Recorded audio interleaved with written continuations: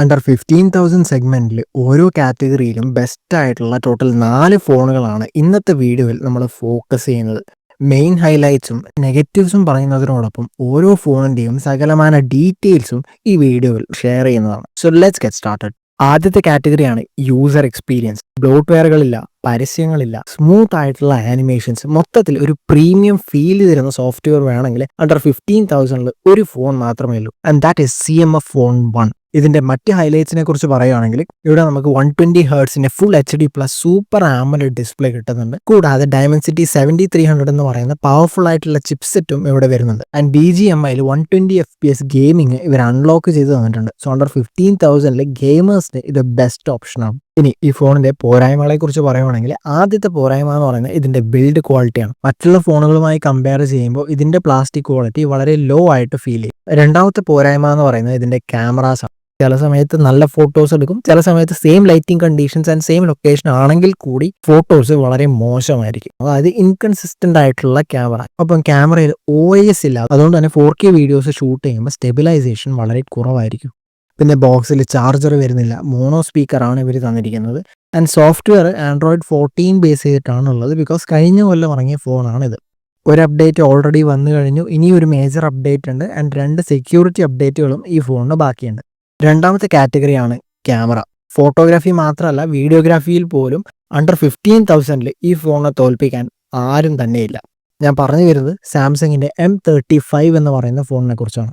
ഇവിടെ വരുന്നത് ഒരു ട്രിപ്പിൾ ക്യാമറ സെറ്റപ്പാണ്. സോ ഒരു 50 മെഗാ പിക്സലിന്റെ മെയിൻ ക്യാമറയുണ്ട്, 8 മെഗാ പിക്സലിന്റെ അൾട്രാ വൈഡ് ക്യാമറയും നമുക്ക് ഇവിടെ കിട്ടുന്നുണ്ട്. ഫ്രണ്ടിൽ വരുന്നത് 13 മെഗാ പിക്സലിന്റെ ഒരു സെൽഫി ഷൂട്ടറാണ്. വീഡിയോ റെക്കോർഡിങ്ങിനെ കുറിച്ച് പറയുകയാണെങ്കിൽ ഫ്രണ്ടിലായാലും ബാക്കിലായാലും 4K വീഡിയോസ് ഷൂട്ട് ചെയ്യാൻ സാധിക്കും. അതുമാത്രമല്ല, വീഡിയോ ഷൂട്ട് ചെയ്യുന്നതിനിടക്ക് വളരെ സ്മൂത്ത് ആയിട്ട് നമുക്ക് ക്യാമറ സ്വിച്ച് ചെയ്യാനും സാധിക്കും. മറ്റ് ഹൈലൈറ്റ്സിനെ കുറിച്ച് പറയുകയാണെങ്കിൽ ഇവിടെ full HD plus super AMOLED display നമുക്ക് കിട്ടുന്നുണ്ട്. 6000 mAh വലിയ ബാറ്ററി ഉണ്ട്. ആൻഡ്രോയിഡ് 14 ഈ സോഫ്റ്റ്വെയർ വരുന്നതെങ്കിലും ഇക്കൊല്ലം ഇറങ്ങുന്ന ഫോണുകളേക്കാൾ കൂടുതൽ അപ്ഡേറ്റ്സ് ഈ ഫോണിന് കിട്ടും. ഇനി ഈ ഫോണിന്റെ പോരായ്മകളെ കുറിച്ച് പറയുകയാണെങ്കിൽ ഫസ്റ്റ്ലി ഇത് ബൾക്കി ആയിട്ടുള്ള ഫോണാണ്. 220 ഗ്രാമോളം ഇതിന്റെ വെയിറ്റ് വരുന്നുണ്ട്. സോ അധിക നേരം ഉപയോഗിക്കുമ്പോൾ തീർച്ചയായിട്ടും അത് അൺകംഫർട്ടബിൾ ആയിട്ട് ഫീൽ ചെയ്യും. പിന്നെ ബോക്സിൽ ആസ് യൂഷ്വൽ ചാർജർ വരുന്നില്ല. അതിന്റെ എക്സിനോസിന്റെ പ്രോസസ്സറാണ് ഇവർ തന്നിരിക്കുന്നത്. സോ ലോങ് ടേമിൽ നോർമൽ യൂസേഴ്സിന് മാത്രമേ ഈ ഫോണുമായിട്ട് പൊരുത്തപ്പെടാൻ പറ്റും. പിന്നെ IP റേറ്റിംഗ് തന്നിട്ടില്ല, അതുകൊണ്ട് വെള്ളം മുട്ടാതെ നമ്മൾ പരമാവധി ഈ ഫോൺ സൂക്ഷിച്ചു ഉപയോഗിക്കണം. ആൻഡ് ഡിസ്പ്ലേയുടെ ബെസൽസ് എബവ് ആവറേജ് എന്ന് തന്നെ പറയേണ്ടി വരും. മൂന്നാമത്തെ കാറ്റഗറിയാണ് പെർഫോമൻസ്. ആൻഡ് ഇത് ആഗ്രഹിക്കുന്നവർക്കുള്ള ബെസ്റ്റ് ചോയ്സ് ആണ് Vivo T4X.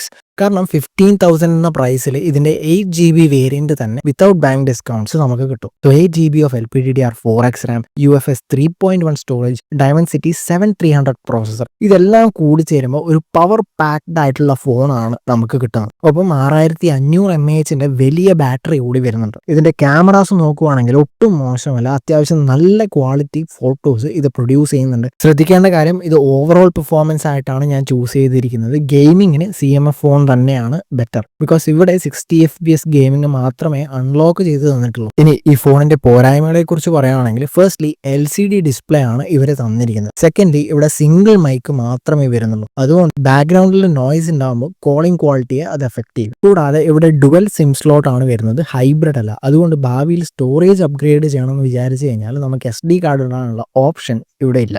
നാലാമത്തെ കാറ്റഗറിയാണ് ഓൾറൗണ്ടർ ഫോൺ. ഒരു കാര്യത്തിലും കോംപ്രമൈസ് ചെയ്യാൻ പറ്റാത്തവർക്ക് അണ്ടർ 15,000 ബെസ്റ്റ് ഓപ്ഷനാണ് Realme P3. Full HD plus AMOLED display, Snapdragon 6 Gen 4 എന്ന് പറയുന്ന അണ്ടർ 15,000 ഏറ്റവും പവർഫുൾ ആയിട്ടുള്ള പ്രോസസർ, അത്യാവശ്യം നല്ല ക്യാമറാസ്, 6000 mAh വലിയ ബാറ്ററി, എല്ലാം ഇതിലുണ്ട്. ഇൻഫാക്ട് 90 FPS ഗെയിമിംഗ് അടക്കം ഈ ഫോൺ സപ്പോർട്ട് ചെയ്യും. ഈ ഫോണിന്റെ പോരായ്മകളെ കുറിച്ച് പറയുകയാണെങ്കിൽ ക്യാമറയിൽ OIS വരുന്നില്ല, അതുകൊണ്ട് 4K റെക്കോർഡിംഗ് ചെയ്യുമ്പോൾ സ്റ്റെബിലൈസേഷൻ കുറവായിരിക്കും. പിന്നെ ഒരുപാട് ബ്ലോട്ട്വെയറുകൾ നമുക്ക് കാണാൻ സാധിക്കും. അതിൽ മൂന്നാമത്തെ പോരായ്മ 15,000 എന്ന് പറയുന്ന പ്രൈസ് ബാങ്ക് ഡിസ്കൗണ്ട്സിന് ശേഷമുള്ള